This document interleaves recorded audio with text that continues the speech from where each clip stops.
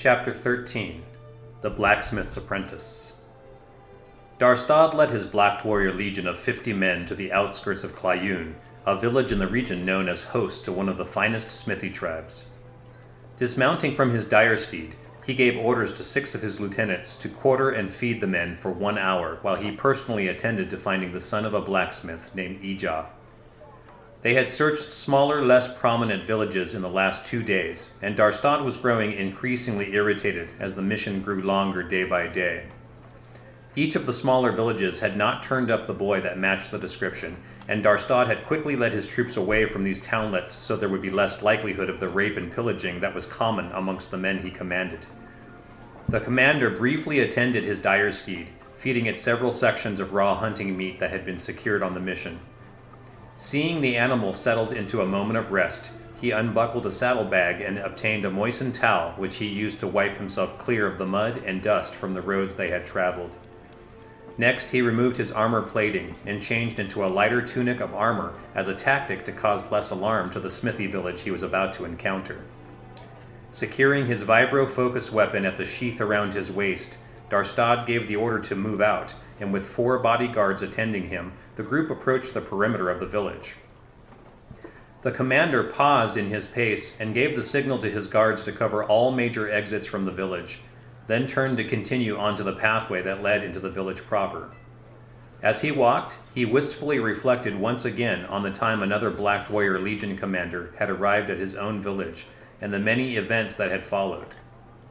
The village path he walked upon took him past many huts with attached smiths where he heard hammer meeting metal in the early morning hours.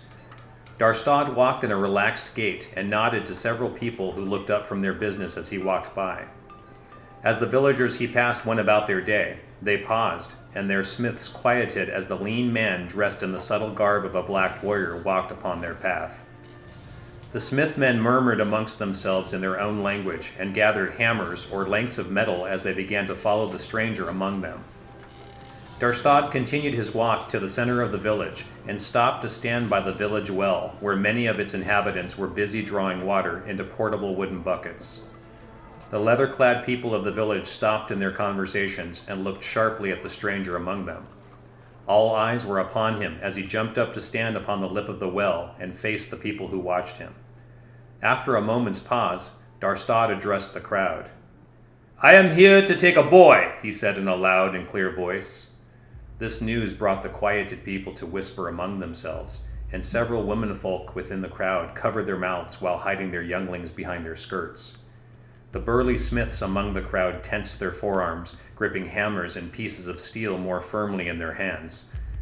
The murmuring took on a hostile tone, and Darstaad witnessed the reactions of the crowd, letting the tension build. Finally, he slowly drew forth his focus weapon.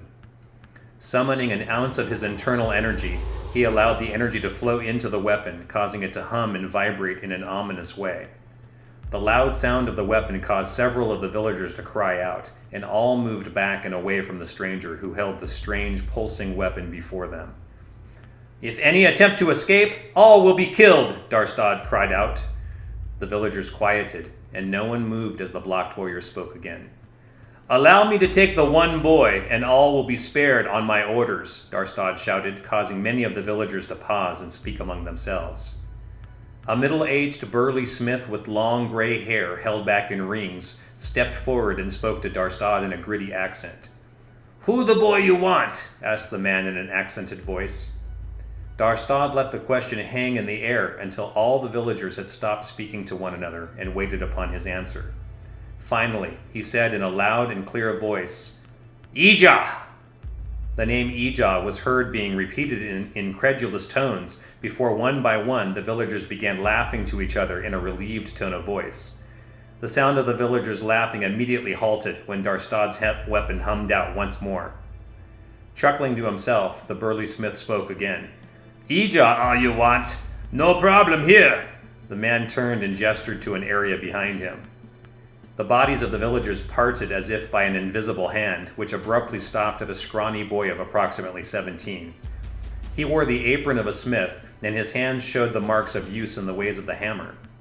The boy nervously looked around him as the villagers immediately shunned him with their body language, conveying that he was no longer one of them if his absence would make this man leave. Darstaad saw the youth tense to run just before it happened. Springing away, the boy nimbly pushed past the villagers blocking his escape and was quickly lost to sight from Darstaad. The villagers cried out, but everyone was frozen in place at the abrupt departure. Darstaad shouted at the villagers around him, "Find him, or you will all die!" The villagers all scattered at the sound of his voice, racing after the boy who had escaped, and began searching in various hiding spots around the village and shouting to each other. In the confusion, Darstaad located the tallest hut he could find. Putting his focus weapon away, he climbed to the top of the roof of the hut to gather a better view of the surrounding buildings around him. He was elated that he had finally found the boy they had been searching for, as that meant he could soon return to more glorious work more suited to his talents. With great conviction, he surveyed the area around him. By a lucky glance, he noticed the boy sneaking between two dark hiding spots and jumped down to the ground to race off in pursuit. Just as Darstaad rounded a corner, the boy burst from his hiding spot to bolt towards the northern exit pathway that would lead away from the village. Darstaad intersected him and roughly body-slammed the fleeing boy from the side, catching him shoulder to shoulder in a rough tackle. The youth fell hard upon the ground and slowly rose to his hands and knees trying to catch his breath. Darstaad pulled out his focus weapon and stood over the boy. His guards and several of the villagers ran over to surround the two, ensuring no possible method of escape for the boy. The youth looked up at Darstaad and cried out in a despairing deep voice, "What do you want with me?" Darstaad looked down upon the youth, and in a momentary flicker of pity for the boy, he replied, "The Dark Lord wants you for his purposes. We are to deliver you to him." The youth's face crumpled at this news, and he covered his face and knelt to the ground. Darstaad signaled his guards to take the boy, and they moved forward to tie the youth's hands together and lash him to a rope. They led the weeping youth away as Darstaad turned to look at the villagers that stood around him. Looking at their faces, he saw the same look that he and his own villagers had worn that fateful day in his youth. He realized he had become the very thing he had reviled, and the sensation made his gut twist in anguish. On an impulse, he drew out a small pouch of gold coins and threw it to the burly smith who had spoken before. "For your troubles today," Darstaad said in a remorseful voice, and walked away after his men, leaving the bewildered villagers to whisper behind him. Darstaad returned to the camp of his men and ordered the guards that on his wrath the boy was not to be harmed or spoiled in any way. The guards gave the salute of obeisance and knew the commander's orders were not to be ignored. Equal were the tales of how generous the commander was with his men, and how wrathful he would become if his orders were to go ignored. Tense from the recent travels, the commander walked through the camp, checking in with the men and joking with them about the usual logistics of a militia. He came upon a group of the men who were standing in a semicircle and watching two soldiers wrestle. The group of men were rowdy and called out suggestions to whoever they rooted for. Darstaad watched the wrestling and knew it was a way for the men to blow off steam, as well as gamble on their favorite to win. As he watched the spectacle and listened to the catcalls from the side, he was reminded of his earlier times with the other trainees at the Blacht warrior training camp.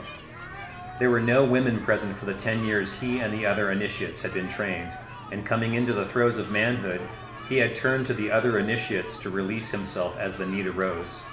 This proclivity had never left him, and he used his authority as a legion commander to sate his thirsts among his own troops. Darstaad continued to watch the wrestling men when he noticed one of the newest recruits watching him from afar. The young man was swarthy and darker skinned, with a sheen of sweat covering his body, having not been washed for several days. As Darstaad stared back at the recruit, the young man slowly rubbed his thumb across his mouth as he looked back at the commander.